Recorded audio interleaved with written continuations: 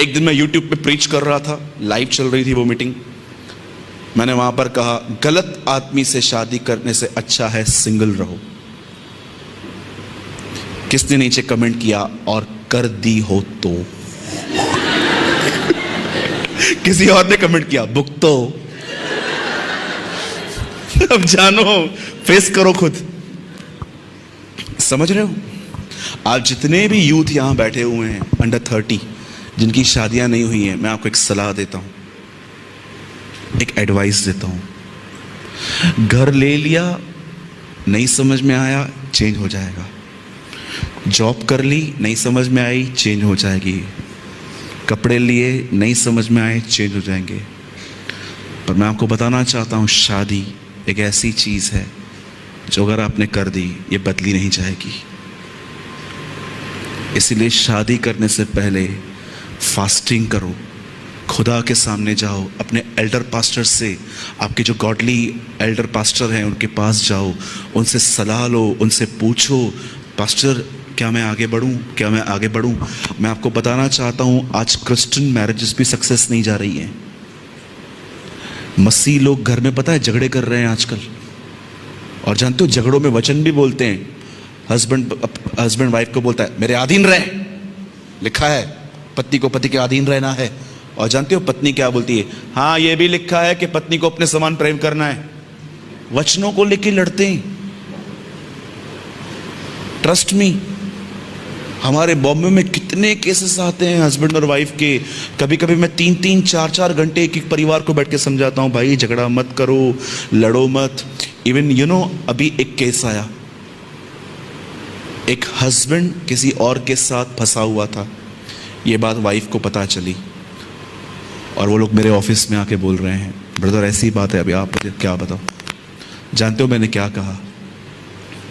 Divorce मत दो, एक मौका दो एक दूसरे को, बातें बन जाएंगी। मैंने कहा, तुम नहीं जानते हो कि टूटने के बाद कितनी डिफिकल्ट है लाइफ। आज डिवोर्स हो रहे हैं, पता है। God hate divorce. परमेश्वर को नफरत है इन चीजों से। Please be serious. अब देखो शादी पे कितने जोक्स बनते हैं आजकल।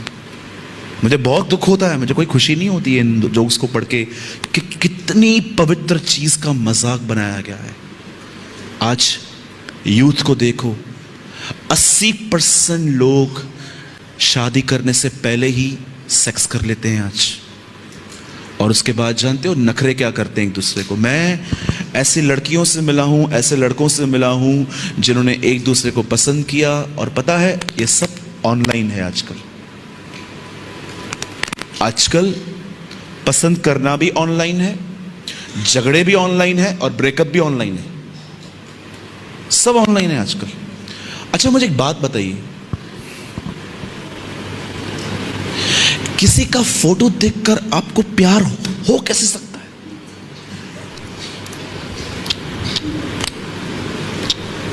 किसी का फोटो देखकर आपको कैसे प्यार हो सकता है? मुझे बताओ।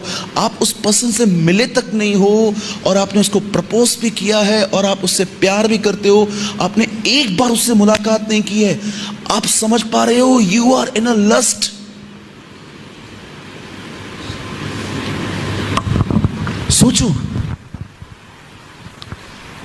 मेरे कलीसिया में एक भाई आए, उन्होंने कहा, ब्रदर मुझे शादी करनी है। मैंने बोला, कहां से पकड़ के लाया तू उसको? बोलता है, फेसबुक पे मिल गई। क्या किया? मैंने फोटो देखा, हेमा मालिनी लग रही थी, और मैंने उसको बोल दिया मैं तेरे शादी करूंगा, ये वो। आज दोपहर में वो लोग आ रहे हैं, आपको मेरे घर पे आना है। मैं हैरान हो गया, फोटो देख के प्यार। आप बिलीव कीजिए,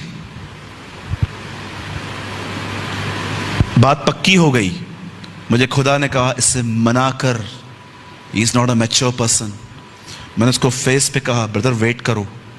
आप बिलीव करेंगे, शादी की उन्होंने।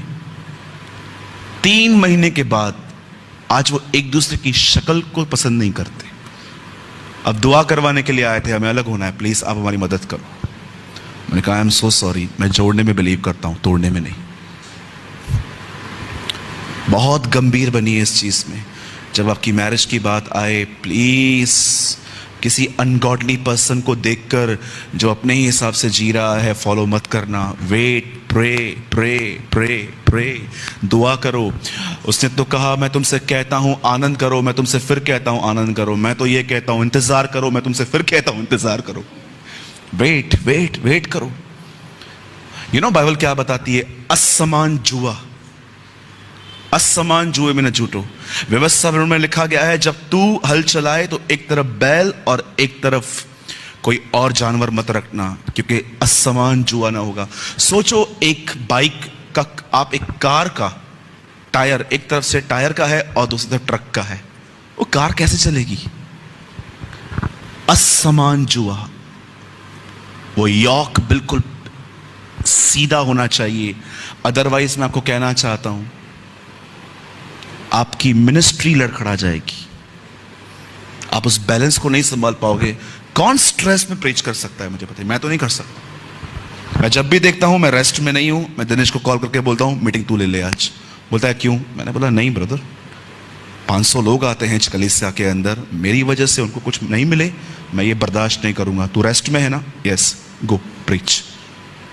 और फिर जब मैं उन चीजों को सॉल्व करता हूं, देन आई प्रीच, ताकि मेरे अंदर से खुदा बह सके। क्योंकि कई बार जब आपका मन वश में नहीं होता, आपके संदेशों में बदलाव आ जाता है। बहुत जरूरी है कि माइंड स्पिरिट को सपोर्ट करे। आपको पता है आप कब सबसे ज्यादा ताकतवर रहते हो? जब आप रेस्ट में होते हो। लेकिन आप थोड़ा भी काम करके थक जाओगे जब आपके अंदर रेस्ट नहीं होता है।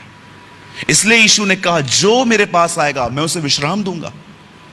इंसान की पहली जरूरत पैसा नहीं है, अच्छे कपड़े, ब्रांडेड फोन्स नहीं है। उसकी पहली जरूरत पीस है। पीस होगा तो आप आगे बढ़ पाएंगे। इसीलिए हमेशा अपने कॉन्शियस को क्लियर रखें।